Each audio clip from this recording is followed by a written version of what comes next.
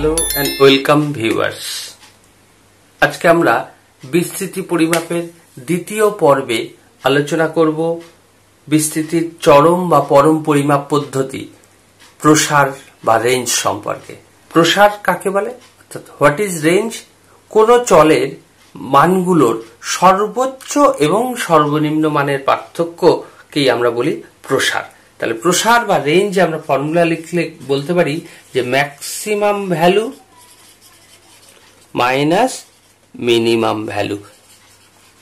এখন যদি কোনো চলের মানগুলো দেওয়া থাকে শুধু, তাহলে আমাকে প্রথমে দেখে নিতে হবে সর্বোচ্চ মান কোনটা এবং সর্বনিম্ন মান কোনটা। ধরো আমরা একটা উদাহরণ দিচ্ছি, 5, 7, 3, 10, 15, 18, 20, 16 এই যে মানগুলো দেওয়া আছে, এই মানগুলোর থেকে প্রসার বের করতে হবে। তাহলে আমাকে প্রথমে দেখতে হবে সর্বোচ্চ মান কোনটা।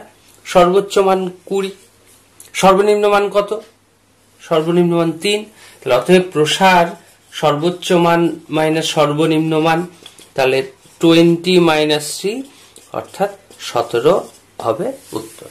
কিন্তু যদি শ্রেণীবদ্ধ পরিসংখ্যা বিভাজন দেয়া থাকে বা পরিসংখ্যা দেয়া থাকে, তোমাদের যদি আমি একটা উদাহরণ দিই, যে ধরো বললো এক্স এর মান 1, 2, 3, 4, 5, 6 এবং পরিসংখ্যা বললো 2, 5, 7, 3, 4, 9। এই যে পরিসংখ্যা বিভাজনটা, এই সরল পরিসংখ্যা বিভাজনের ক্ষেত্রে প্রসার কত হবে? এক্ষেত্রে কিন্তু পরিসংখ্যার কোনো ভূমিকা নেই, কারণ পরিসংখ্যা বোঝায় ওই চলের মানগুলো কতবার করে আছে। যেমন 4 আছে 3 বার বা 5 আছে 4 বার, অর্থাৎ নাম্বার অফ অকারেন্স, এইটা হচ্ছে পরিসংখ্যা। ফলে পরিসংখ্যা প্রসারের ক্ষেত্রে কোনো গুরুত্বপূর্ণ ভূমিকা পালন করবে না। তাহলে এখানে প্রসার কি? চলের সর্বোচ্চ মান কত? এক্স এর সর্বোচ্চ 6 আর সর্বনিম্ন কত? 1। তাহলে প্রসার হবে সর্বোচ্চ মাইনাস সর্বনিম্ন 5।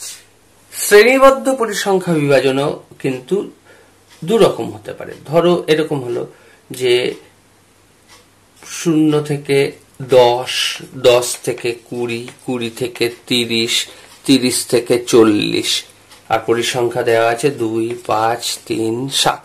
তাহলে এই যে প্রদত্ত পরিসংখ্যা বিভাজন, যে পরিসংখ্যা বিভাজনের শ্রেণীগুলো শ্রেণীর সীমানাতে কনভার্ট করা আছে বা শ্রেণীর সীমানাতে দেওয়া আছে, ক্লাস বাউন্ডারি। এক্ষেত্রে চলের সর্বোচ্চ মান কত? সর্বোচ্চ শ্রেণী সীমানা আর সর্বনিম্ন শ্রেণী সীমানা। তাহলে প্রসার হবে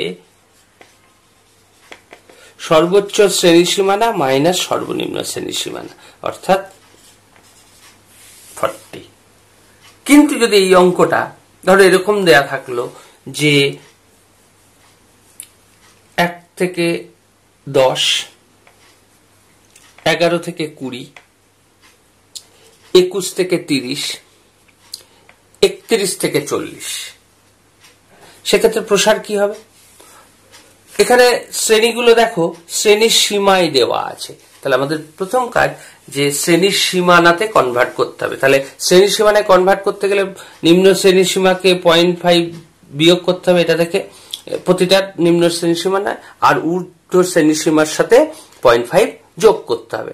তাহলে এক্ষেত্রে সর্বোচ্চ শ্রেণীর সীমানা কত হবে? সীমা আছে 40, তাহলে শ্রেণীর সীমানা হবে 40.5। আর সর্বনিম্ন শ্রেণীর সীমানা কত হবে? শ্রেণীর সীমা 1, 0.5 বাদ দিলে 0.5, অর্থাৎ এক্ষেত্রেও অ্যান্সার হবে 40।